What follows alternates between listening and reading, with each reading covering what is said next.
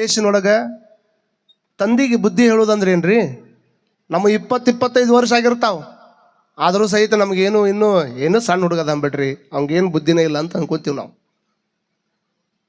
8 ವರ್ಷದ ವಯಸ್ಸಿನೊಳಗಿರುವಂಥ ಬಸವಣ್ಣ ಹಲವಾರು ದೇವರನ್ನ ಪೂಜೆ ಮಾಡುವಂತಹ ತಂದೆಯನ್ನ ಕುರಿತು ಪ್ರಶ್ನೆ ಮಾಡ್ತಾನೆ. ಅಪ್ಪಾಜಿ, ದೇವನೊಬ್ಬ ನಾಮ ಹಲವು ದೇವರನ್ನು ಪೂಜೆ ಮಾಡ್ಕೊಳ್ಳೋದಕ್ಕಿಂತ ಒಂದು ದೇವರನ್ನ ಪೂಜೆ ನೀವು ಕಷ್ಟಪಟ್ಟು ಮಾಡೋದಕ್ಕೆ ಕಷ್ಟಪಟ್ಟು ಅಷ್ಟಕೊಂಡ ದೇವರನ್ನ ಪೂಜೆ ಮಾಡೋದಕ್ಕಿಂತ ಇಷ್ಟಪಟ್ಟು ಒಂದು ದೇವ್ರ ಪೂಜೆ ಮಾಡಿದ್ರೆ ಆ ದೇವ್ರು ಒಲಿತಿದ್ನಲ್ಲ ನಿನಗೆ ಅಂತ ತಿಳ್ಕೊಂಡು ತಂದೆಗೆ ಉತ್ತರ ಹೇಳ್ತಾನೆ. ಒಳಗೆ ತಂದೆ ಖುಷಿ ಆಗ್ತದೆ, ನನ್ನ ಮಗ ಎಷ್ಟು ಜ್ಞಾನವಂತ ಆಗ್ಯಾನಲ್ಲಪ್ಪ, ಎಷ್ಟು ತಿಳ್ಕೊಂಡು ಬಿಟ್ಟಾನಲ್ಲಪ್ಪ ಅಂತ ಮೊದಲು ಭಾಳ ಖುಷಿ ಅನ್ನಿಸ್ತದೆ.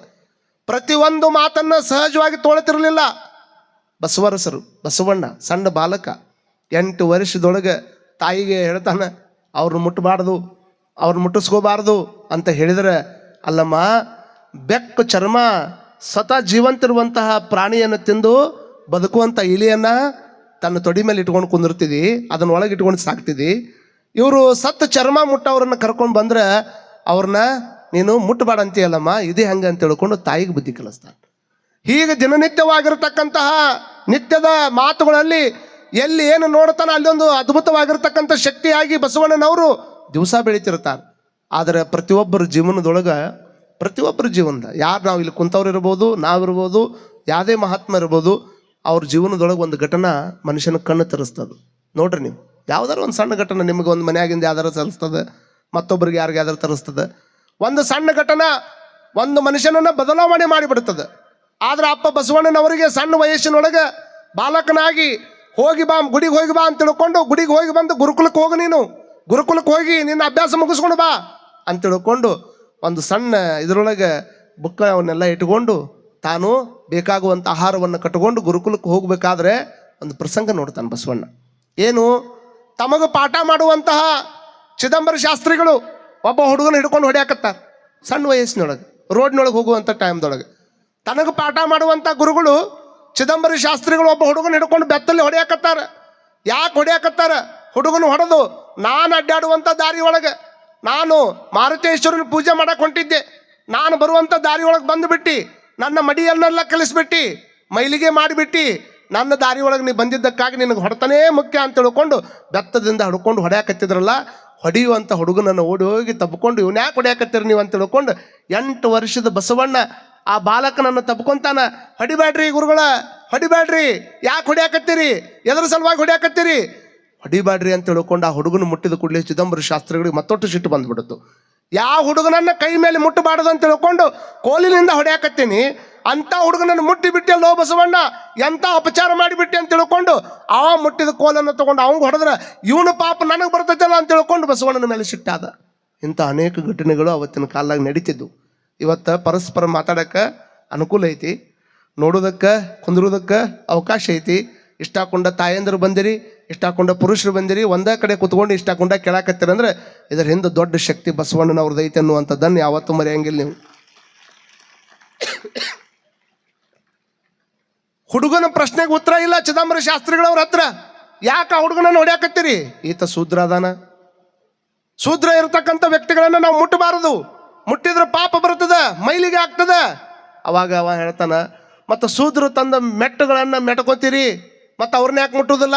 ಬಸವಣ್ಣವ್ರು ನೋಡ್ರಿ 8 ವಯಸ್ಸಿನಾಗ ಹಿಂಗೆ ಕೇಳ್ತಾರೆ. ನಮ್ಮ ಯಾರು ಶೂದ್ರ ಮಾಡ್ಕೊಂಡು ಬಂದಿರತಕ್ಕಂಥ ಮೆಟ್ಟುಗಳನ್ನು ಕಾಲಾಗ ಮೆಟ್ಕೊಂಡು ಅಡ್ಡಾಡ್ತೀರಿ, ಹಾಗಾದ್ರೆ ಮೆಟ್ಟು ಮಾಡ್ಕೊಂಡು ಬಂದಾಗ ಮೆಟ್ಟನ್ನು ಹಾಕೊಂಡು ಅಡ್ಡಾಡಕ್ಕೆ ಬರ್ತದ, ಅವ್ರನ್ನ ಯಾಕೆ ಮುಟ್ಟಾಕ್ ಬರೋದಿಲ್ಲ?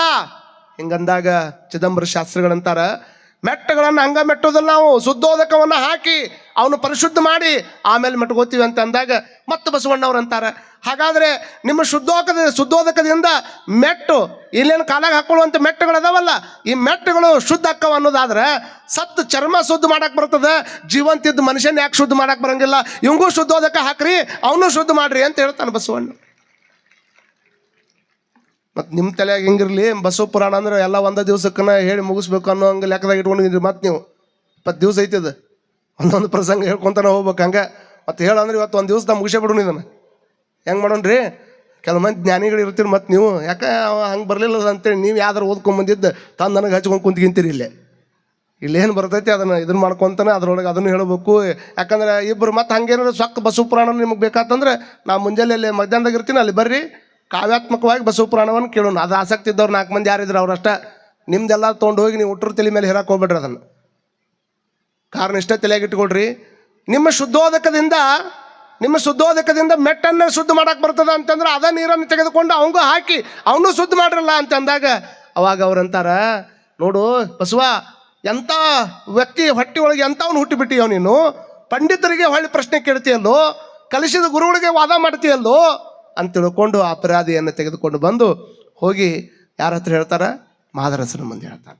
ಏನ್ರಿ ನಿಮ್ಮ ಮಗನಿಗೆ ಕಲಸ ಅಂತ ತಿಳ್ಕೊಂಡು ನೀವು ಗುರುಕುಲ ಕಲಸಕ್ಕೆ ಹೋದ್ರೆ ಇವಂಗ ನಾವು ಕಲಿಸಿದಕ್ಕಿಂತ ಇವ ನಮಗೆ ಕಲಸಕ್ಕೆ ಬಂದಿದ್ದ ಹೆಚ್ಚಾಗಿಬಿಟ್ಟದ. ಶೂದ್ರನ್ನೆಲ್ಲ ಮುಟ್ಕೋತಾನ, ಅವ್ರನ್ನ ಮುಟ್ಟಿ ಅವ್ರಿಗೆ ಹಣ್ಣು ಕೊಡಕ್ಕೆ ಹೊಕ್ಕಾನ, ಅವ್ರು ತಿನ್ಸಕ್ಕೆ ಹೊಕ್ಕಾನ, ಅವ್ರಿಗೆ ಉಣಸಕ್ಕೆ ಹೊಕ್ಕಾನ. ನಮ್ಮ ಮಕ್ಕಳು ಕುಟ್ಟಾಗಿರು ಅಂದ್ರೆ ಆ ಮಕ್ಕಳು ಕುಟ್ಟಾಗ ಹೋಗಿರಾಕ ಹೊಕ್ಕಾನ. ಏನು ಮಾಡಬೇಕು? ಎಂಥವ್ರು ಹೊಟ್ಟೆ ಒಳಗೆ ಎಂಥವ್ರು ಹುಟ್ಟು ಬಿಟ್ಟಾರಿ ಅಂತ ಎಲ್ಲರೂ ಒಂದು ಕಂಪ್ಲೇಂಟ್ ಮಾಡ್ಬೇಕಾದ್ರೆ ಆ ಬಾಲಕ ಬಸವಣ್ಣನನ್ನು ಕರೆದು ಹೊರಗೆ ಹೊಡೆಯಂಗಿಲ್ಲ, ಏನನ್ನೋಂಗಿಲ್ಲ. ಭಾಳ ದಿವ್ಸಕ್ಕೆ ಪ್ರೀತಿಯಿಂದ ಹುಟ್ಟಿರುವಂಥ ಮಗು ಅದ. ಅವಾಗ ಮಾದಲಾಂಬಿಕೆ ಮುಂದೆ ಕುಂದಿರಿಸ್ಕೊಂಡು ಮಾದರಸರು ಹೇಳ್ತಾರಂತ, ಬಸವ, ಸಂಪ್ರದಾಯ ವಿರುದ್ಧ ಮಾತಾಡಕ್ಕೆ ಹೋಗ್ಬೇಡಪ್ಪ, ಸಂಪ್ರದಾಯವನ್ನು ಮೀರಿ ಮಾಡುವಂಥ ಕೆಲಸವನ್ನು ಮಾಡಬಾರ್ದಪ್ಪ. ಸಂಪ್ರದಾಯಕ್ಕೆ ಮೀರಿ ನಾವೇನಾದ್ರೂ ನಡ್ಕೊಳಕತ್ತೀವಿ ಅಂದ್ರೆ ವಿಪ್ರರು ನಮ್ಮನ್ನು ನೋಡಿ ಸುಮ್ಮನೆ ಇರೋದಿಲ್ಲಪ್ಪ. ದಯಮಾಡಿ ಹಂಗೆ ಮಾಡಕ್ಕೆ ಹೋಗ್ಬೇಡ ಬಸವ, ಅವ್ರೇನು ಹೇಳ್ತಾರ ಅದನ್ನು ನೀ ಕೇಳಬೇಕು ಅಂತ ತಿಳ್ಕೊಂಡು 8 ವರ್ಷ ಆಗಿತ್ತು. 8 ವರ್ಷ ಆದಮೇಲೆ ಉಪನಯನ ಮಾಡಬೇಕಲ್ಲ ಅವ್ನಿಗೆ. ಯಾವುದಾದ್ರೂ ನಮ್ಮ ಧರ್ಮದೊಳಗನ ಐತಿ, ಇಸ್ಲಾಂ ಧರ್ಮದಾಗನ ಐತಿ, ಎಲ್ಲ ಧರ್ಮದೊಳಗೆ ದೀಕ್ಷಾ ಸಮಾರಂಭ ಇರತ್ತಾವ. ಕೆಲವು ಮಂದಿ ಉಪನಯನ ಅಂತಾರೆ, ಕೆಲವು ಮಂದಿ ಮುಂಜಿ ಅಂತಾರೆ, ಕೆಲವು ಮಂದಿ ಅಯ್ಯಾಚಾರ ಅಂತಾರೆ. ಹಂಗೆ ಅವ್ರವ್ರ ಧರ್ಮದೊಳಗೆ 8ರ ವಯಸ್ಸಿಗೆ ಅಲ್ಲಿವರೆಗೂ ಈ ಶರೀರ ಅನ್ನುವಂಥದ್ದು ಹೆಂಗಿರ್ತದೆ ಅಂದ್ರೆ ಮಾಂಸದ ಮುದ್ದೆ ಆಗಿರ್ತದೆ. ಈ ಮಾಂಸದ ಮುದ್ದೆಗೆ ಆ ದೀಕ್ಷೆಯನ್ನು ಕೊಟ್ಟ ಮೇಲೆ ಇದು ಮಂತ್ರ ಮುದ್ದೆ ಶರೀರ ಆಗ್ತದೆ. ಮಾಂಸಪಿಂಡವಾಗಿರ್ತಕ್ಕಂಥದ್ದನ್ನು ಮಂತ್ರಪಿಂಡವನ್ನಾಗಿ ಮಾಡುವಂಥ ಕೆಲಸವನ್ನು ದೀಕ್ಷೆಗಳು ಮಾಡ್ತಾವೆ. ಎಲ್ಲರೂ ಮಾಡಿಸ್ಕೊಳ್ಳಬೇಕು. ಅದನ್ನು ಅಯ್ಯಾಚಾರ ಮಾಡ್ಕೋಬೇಕು, ಲಿಂಗ ದೀಕ್ಷಾ ಮಾಡಿಸ್ಕೋಬೇಕು. ಎಲ್ಲರೂ ಯಾವ್ಯಾವ ಧರ್ಮದೊಳಗೆ ನಾವು ಅದೀವಿ ಆಯಾ ಧರ್ಮದ ದೀಕ್ಷೆಯನ್ನು ನಾವೆಲ್ಲರೂ ತಗೊಳ್ಬೇಕಾಗ್ತದೆ. ಅದನ್ನು ತಗೊಂಡು ಅದರಂಗೆ ಆಚರಣೆ ಮಾಡ್ಬೇಕಾಗ್ತದೆ. ಧರ್ಮದಿಂದ ನಡಿಬೇಕಾಕತಿ. ಹೇಳೋದಟ್ಟ ಅಲ್ಲ. ಹೇಳೋರು ನಾ ಹೇಳಿದ್ದೆ ನೀವು ಕೇಳಿದ್ದೆ. ಈ ಹೇಳಿದ್ದನ್ನು ಕೇಳುವ ಮಂದಿಯಿಂದ ಏನೂ ಆಗೋದಿಲ್ಲ ಅಂತ ತಲೆಗಿಟ್ಕೊಳ್ರಿ ನೀವು. ಬರೀ ಹೇಳಿದ್ದನ್ನು ಕೇಳೋರಿಂದ ಏನಾಕೈತಿ? ಯಾವನೋ ಒಬ್ಬ ಬೋರ್ಡ್ ಹಾಕಿದ್ದ, ನಾ ಹೇಳಿದ್ದನ್ನು ಕೇಳುವಂಥ ಕೆಲಸಗಾರ ಬೇಕಾಗ್ಯಾರ ಅಂತ. ಹೇಳಿದ್ದನ್ನು ಕೇಳುವಂಥ ಕೆಲಸಗಾರ ಬೇಕಾಗ್ಯಾರ ಅಂದ್ಬಿಡ್ಲಿನ ಒಂದು 8 ಮಂದಿ ಬಂದ್ರೆ ನಾವು ಮಾಡ್ತೀವಿ ಅಂತ. ಪಗಾರ ಎಷ್ಟು ರೀ? ತಿಂಗಳ 10,000 ರೂಪಾಯಿ ಕೊಡ್ತೀನಿ. ಇನ್ನೊಬ್ಬ ಒಂದು ಎಷ್ಟು ನಮ್ದು ಒಂದು 15,000 ರೂಪಾಯಿ ಕೊಟ್ಟರೆ ನಾ ಮಾಡ್ತೀನಿ ನೋಡ್ರಿ ಅಂದ. 7 ಮಂದಿ ಹೋದ್ರು, ಅವನೊಬ್ಬ ಉಳ್ಕೊಂಡ 15,000 ರೂಪಾಯಿಗೆ ಹೇಳಿದ್ದನ್ನು ಕೇಳುವಂಥ ಕೆಲಸಗಾರ. ಅಂದ್ರೆ ನಾವು ಏನು ಹೇಳ್ತಾನೆ ಎಲ್ಲ ಕೇಳೋಬೇಕು. ಅವ ಬಂದು ಕರ್ಕೊಂಬಂದು ತನ್ನ ತೋಟದಾಗ ಇಟ್ಕೊಂಡು ಹೇಳಿದವ, ನೋಡಪ್ಪ, ಮುಂಜಾನೆ ಎದ್ದು ಗುಡ್ಲಿನ ಎತ್ತಿಗೆ ನೀರು ಕುಡಿಸ್ಬೇಕು, ಆಕಳಕ್ಕೆ ನೀರು ಕುಡಿಸ್ಬೇಕು, ಹುಣ್ರಿ ಅಂದವ. ಎತ್ತು ಹೊರಗೆ ಕಟ್ಬೇಕು, ಹುಣ್ರಿ ಅಂದ. ಮತ್ತು ಹೊಳ್ಳಿ 9-9:30 ಆಕತಿ, ಆಕಳಕ್ಕೆ ಎತ್ತಿಗೆ ತಿನ್ನಾಕಿಡ್ಬೇಕು, ಹುಣ್ರಿ ಅಂದವ. ಹೊರಗೆ ಕಟ್ಟಿದ ಮೇಲೆ ಸ್ವಚ್ಛಂಗೆ ಕಸ ಹೊಡಿಬೇಕು, ಹುಣ್ರಿ ಅಂದವ. ಇಷ್ಟೆಲ್ಲ ಕೆಲಸ ಹೇಳಿಕೊಟ್ಟಾನ. ಹೇಳಿಕೊಟ್ಟು 8 ದಿವಸ ಊರಿಗೆ ಹೋಗಿ ಬರ್ತೀನಿ ಅಂತ ಹೋಗ್ಯಾನವ.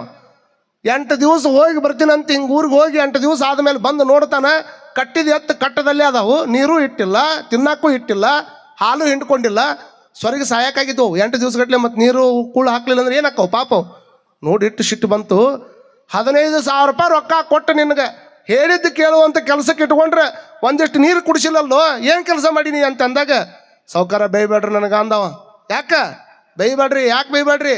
ನೀವೇನು ಹೇಳ್ಕರ್ಕೊಂಬಂದಿರಿ? ನನ್ನ ಹೇಳಿದ್ದನ್ನು ಕೇಳ ಅಂತ ಹೇಳ್ಕೊಂಬಂದಿರಿ. ನೀವು ಹೇಳಿದ್ದೆಲ್ಲ ಕೇಳಿನಿಲ್ಲ. ನಾನು ನೀರು ಕುಡಿಸಂದಿರಿ, ಹ್ಞೂ ಅಂದಿನಿ. ತಿಳಿದಿಲ್ಲ ನಿಮ್ಗೆ? ನೀವು ಒಂಥರ ಟ್ಯೂಬ್ಲೆಟ್ ಇದ್ದಂಗೆ ಅದೀರಿ. ನೀರು ಕುಡಿಸಂದಿರಿ, ನೀರು ಕುಡಿಸಿನಿ, ಮತ್ತು ಅದಕ್ಕೆ ನೀವು ಹ್ಞೂ ಅಂದಿನಿ. ನೀವು ಅದಕ್ಕೆ ಹೊರಗೆ ಕಟ್ಬೇಕಂದಿರಿ, ಅದನ್ನು ಹ್ಞೂ ಅಂದಿನಿ. ನೀ ಹೇಳಿದ್ದು ಕೇಳವ ಅಟ್ಟ ನಾನು ಮಾಡವಲ್ಲ ಅಂದಂತವ. ಮತ್ತು ಬರೀ ಹೇಳಿದ್ದು ಕೇಳಿದ್ರೆ ಅಟ್ಟ ಏನು ಬೆಲೆ ಐತಿ? ಸ್ವಾಮಿಗಳು ಹೇಳಿದ್ದನ್ನು ಬರೀ ಕೇಳ್ಕೊಂಡು ಅಟ್ಟ ಹೋದ್ರೆ ಏನು ಬೆಲೆ ಇಲ್ಲ. ಹೇಳಿದ್ದನ್ನು ಕೇಳಿದ್ರೆ ಅಷ್ಟೇ ಬೆಲೆ ಇಲ್ಲ, ಕೇಳಿದಂಗೆ ಒಂದಿಷ್ಟು ನಡ್ಕೊಂಡವ್ರಿಗೆ ಅಟ್ಟ ಬೆಲೆ ಐತಿ ಈ ಜಗತ್ತಿನಾಗ. ಇದಕ್ಕೆ ಚಪ್ಪಾಳಿ ಹೊಡ್ರಿ, ಏನಾಗೋದಿಲ್ಲ. ಯಾವಾಗ 8 ವಯಸ್ಸಾಗ್ತದೆ, ವಯಸ್ಸಾದ ಕೂಡಲೇ ಬಸವಣ್ಣನವ್ರಿಗೆ ಉಪನಯನ ಮಾಡಿಸ್ಬೇಕು ಅಂತ ತಿಳ್ಕೊಂಡು ಹೇಳಿದಾಗ ಒಂದು ಘಟನೆ ಕಣ್ಮುಂದೆ ಬರ್ತದೆ.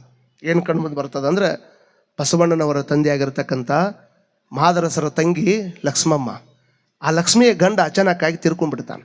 ಇದು ಭಾಳ ಮನುಷ್ಯನ ಮೇಲೆ ಪ್ರಭಾವ ಬೀರಿರುವಂಥ ಘಟನೆ ಇದು ಬಸವಣ್ಣವ್ರಿಗೆ. 8 ವಯಸ್ಸಿನಾಗ ಇದು ಹೇಳಾಕತ್ತಿದ್ದು ನಾನು. 20 ವಯಸ್ಸಾದ ಮೇಲೆ ಆಗಿರುವಂಥ ಘಟನೆ ಅಲ್ಲ ಇದು. 8 ವಯಸ್ಸಿನ ಹುಡುಗನ ಮೇಲೆ ಪರಿಣಾಮ ಆಗ್ತದೆ. ಏನಾಗ್ತದೆ? ಏನು ಆ ಮಾದರಸನ ತಂಗಿಯಾಗಿರ್ತಕ್ಕಂಥ ಸೋದರತ್ತೆ ಗಂಡ ತೀರ್ಕೊಂಡಿದ್ದಕ್ಕೆ ಸೋದರತ್ತೆಗೆ ಒತ್ತಾಯಪೂರ್ವಕವಾಗಿ ತಲೆ ಬಡಿಸುವಂಥ ಕೆಲಸವನ್ನು ಮಾಡಾಕತ್ತಿದ್ರು. ಕೇಶ ಮುಂಡನ ಮಾಡ್ಬೇಕಲ್ಲ. ಗಂಡ ಸತ್ತ ಅಂದ್ರೆ ಕೈಯಾಗಿನ ಬಳಿಯನ್ನು ತೆಗಿಬೇಕು, ಕುಂಕುಮ ತೆಗಿಬೇಕು, ಬಿಳಿ ಬಟ್ಟೆ ಹಾಕ್ಕೋಬೇಕು, ಮೂಲ್ಯಾಗ ಕುಂದಿರ್ಬೇಕು, ಯಾವುದೇ ಶುಭ ಕಾರ್ಯಗಳಿಗೆ ಹೋಗೋಂಗಿಲ್ಲ. ಯಾರು ಮಾಡಿಟ್ಟಾರೆ ಇವನು ಶಾಸ್ತ್ರನ? ಯಾರು ಮಾಡಿಟ್ಟಾರ? ಇದು ಮಾಲಕವಾಗಿರ್ತಕ್ಕಂಥ ಬಸವಣ್ಣನವ್ರ ಮೇಲೆ ಪರಿಣಾಮ ಬೀಳ್ತದೆ. ನನ್ನ ಸೋದರತ್ತೆ ನನ್ನ ಎತ್ಕೊಂಡು ಮುದ್ದಾಡ್ತಿದ್ಲು, ನನ್ನ ಸೋದರತ್ತೆ ನನ್ನ ಕಣ್ಣು ಕೂಡಲೇ ಪ್ರೀತಿ ಮಾಡ್ತಿದ್ಲು. ಇವತ್ತು ನನ್ನ ಸೋದರತ್ತೆ ಕೂದಲವನ್ನು ತೆಗಿಯಾಕತ್ತಾರ, ಬಿಳಿ ಸೀರೆ ಕೊಟ್ಟಾರ, ನನ್ನಿಂದ ದೂರ ಇಡಾಕತ್ತಾರ. ಯಾವುದಾದ್ರೂ ಶುಭ ಸಮಾರಂಭ ಬಂದ್ರೆ ಭಾಳ ದೂರ ಕುಂದಿರಿಸ್ತಾರ. ಯಾಕೆ ಹಿಂಗಂತ ತಿಳ್ಕೊಂಡು ಹೋಗಿ ಸೋದರತ್ತೆಯನ್ನು ಕೇಳ್ತಾಳಂತ, ಅತ್ತೆ ಯಾಕೆ ನಿನಗೆ ಹಿಂಗೆ ಮಾಡಾಕತ್ತಾರ? ಅವಾಗ ಬಾಲಕ ಬಸವಣ್ಣ ನನಗೆ ಸೋದರತ್ತೆ ಅಂತಾಳಂತ. ನೋಡಪ್ಪ, ನೀ ಕೇಳುವಂಥ ಪ್ರಶ್ನೆಗೆ ನನ್ನ ಹತ್ರನೂ ಉತ್ತರ ಇಲ್ಲ ಬಸವಣ್ಣ, ಇದಕ್ಕೊಂದೇ ಉತ್ತರ, ಇದು ನಮ್ಮ ಸಂಪ್ರದಾಯ. ಗಂಡ ಸತ್ತ ಅಂದ್ರೆ ಹೆಂಡತಿ ವಿಧಿವಿ ಅಕ್ಕಾಳ, ಗಂಡ ಸತ್ತ ಅಂದ್ರೆ ಹೆಂಡತಿ ವಿಧಿವಿ ಅಕ್ಕಾಳ. ಅದ ಹೆಂಡತಿ ಸತ್ತ ಅಂದ್ರೆ ಗಂಡ ಮದುವೆ ಅಕ್ಕನಂದ್ರೆ ಏನೈತಿದ್ರ ವಿಚಾರ? ಹೆಂಡತಿ ಸತ್ತ ಅಂದ ಕೂಡಲೇ ಗಂಡ ಮದುವೆ ಆಗಕ್ಕೆ ಬರ್ತದೆ. ಆದ್ರೆ ಗಂಡ ಸತ್ತಿದ್ದಕ್ಕೆ ಹೆಂಡತಿ ಬರೀ ವಿಧಿವಿ ಅಕ್ಕಾಳ ಅಂತಂದ್ರೆ ಇಷ್ಟು ತಾರತಮ್ಯ ನಮ್ಮ ಜಗತ್ತಿನಾಗಿತ್ತು. ಹೆಣ್ಮಕ್ಳು ಅಂತಂದ್ರೆ ಕೇವಲ ಅಡಿಗೆ ಮನೆಗೆ ಸೀಮಿತವಾಗಿರುವಂಥ ವಸ್ತು. ಹೆಣ್ಮಕ್ಳು ಅಂತಂದ್ರೆ ಮಕ್ಕಳನ್ನು ಹೆರುವ ಯಂತ್ರ. ಹೆಣ್ಮಕ್ಳಿಗೆ ಯಾಕೆ ಧಾರ್ಮಿಕ ಸ್ವಾತಂತ್ರ್ಯ ಬೇಕು? ಹೆಣ್ಮಕ್ಳಿಗೆ ಯಾಕೆ ಶಿಕ್ಷಣ ಬೇಕು? ಹೆಣ್ಮಕ್ಳಿಗೆ ಯಾಕೆ ಓಟ್ ಹಾಕುವಂಥ ಅಧಿಕಾರ ಬೇಕು? ಯಾವ ಅಧಿಕಾರನೂ ಸಹಿತ ಇರ್ಲಾರ್ದಂಗೆ ನಮ್ಮನ್ನು ಮನ್ಯಾಗನ ಕುಂದರ್ಸಿದ್ರೆ ಯವ್ವ. ಹೆಣ್ಣು ಹುಟ್ಟಿದ್ರೆ ಮನ್ಯಾಗ ಪೀಡೆ ಅನಿಸ್ತಿತ್ತು, ಹೆಣ್ಣು ಹುಟ್ಟಿದ್ರೆ ಮನ್ಯಾಗ ಪೀಡೆ ಅಂತಿದ್ರು. ಯಾವ್ದಾರು ಹಿಂಗೆ ಮನೆಗೆ ಹೋಗಿ ಗರ್ಭವತಿ ಆಗಿ ಮನೆಗೆ ಹೋಗಿ ಅಲ್ಲೇ ಹೆರಿಗೆ ಆಯ್ತು ಅಂದ ಕೂಡಲೇನ ಫಸ್ಟ್ ಫೋನಾಗ ಕೇಳೋದೇನು ಹೆಣ್ಣ ಗಂಡ ಅಂದ್ರೆ ಕುಲು ನಗೋದು, ಹೆಣ್ಣು ಅಂದ ಕೂಡಲೇನ ಮಕ್ಕ ಸಪ್ಪಿ ಮಾಡ್ಕೊಂಡು ಕುಂದ್ರೋದು. ವಿಚಾರ ಮಾಡ್ಕೊಡ್ರಿ. ಹೆಣ್ಣು ಹುಟ್ಟಿದ್ರೆ ಪೀಡೆ ಅಂತದ, ಗಂಡು ಹುಟ್ಟಿದ್ರೆ ಪೇಡೆ ಅನಿಸ್ತದ. ಗಂಡು ಹುಟ್ಟಿದ್ರೆ ಪೇಡೆ ಅನಿಸ್ತಿತ್ತು, ಹೆಣ್ಣು ಹುಟ್ಟಿದ್ರೆ ಪೀಡೆ ಅಂತಿತ್ತು. ಗಂಡು ಹುಟ್ಟಿದ್ರೆ ದೊರೆ ಅಂತಿತ್ತು, ಹೆಣ್ಣು ಹುಟ್ಟಿದ್ರೆ ಹೊರೆ ಅಂತಿತ್ತು. ಗಂಡು ಹುಟ್ಟಿದ್ರೆ ಹೊನ್ನು ಅಂತಿತ್ತು, ಹೆಣ್ಣು ಹುಟ್ಟಿದ್ರೆ ಹುಣ್ಣು ಅಂತಿತ್ತು. ಆದರೆ ಎಷ್ಟು ಮಂದಿ ಗೊತ್ತೈತಿ? ಭಾರತ ದೇಶದೊಳಗೆ 510ಕ್ಕೂ ಹೆಚ್ಚು ಸಂಸ್ಥಾನಗಳಿದ್ದು, 500ಕ್ಕೂ ಹೆಚ್ಚು ಸಂಸ್ಥಾನಗಳಿದ್ರೂ ಸಹಿತ ಯಾವೊಬ್ಬ ವ್ಯಕ್ತಿನೂ ಸಹಿತ ಬ್ರಿಟಿಷರಿಗೆ ಭಾರತವನ್ನು ಬಿಟ್ಟು ತೊಲಗ್ರಿ ಅಂತ ಹೇಳುವಂಥ ಮಾತನ್ನು ಇರಲಿಲ್ಲ. ಅದು ನಮ್ಮ ನಾಡಿನೊಳಗಿರ್ತಕ್ಕಂಥ ಒಬ್ಬ ಹೆಣ್ಮಗಳು, ಅದು ಕಿತ್ತೂರು ರಾಣಿ ಚೆನ್ನಮ್ಮ ಮೊಟ್ಟ ಮೊದಲು ಈ ದೇಶವನ್ನು ಬಿಟ್ಟು ತೊಲಗ್ರಿ ಅಂತ ಹೇಳಿರ್ತಕ್ಕಂಥ ಮೊಟ್ಟ ಮೊದಲು ಸ್ವಾತಂತ್ರ್ಯ ಹೋರಾಟಗಾರ್ತಿ. ಹೊಡ್ರಿ ನಮ್ಮ ಜೋರಾಗಿ ಚಪ್ಪಾಳೆ ಅಂತ ಹೆಣ್ಮಗಳಿಗೆ. ಒಬ್ಬ ಹೆಣ್ಮಗಳು ಸಾವಿತ್ರಿಬಾಯಿ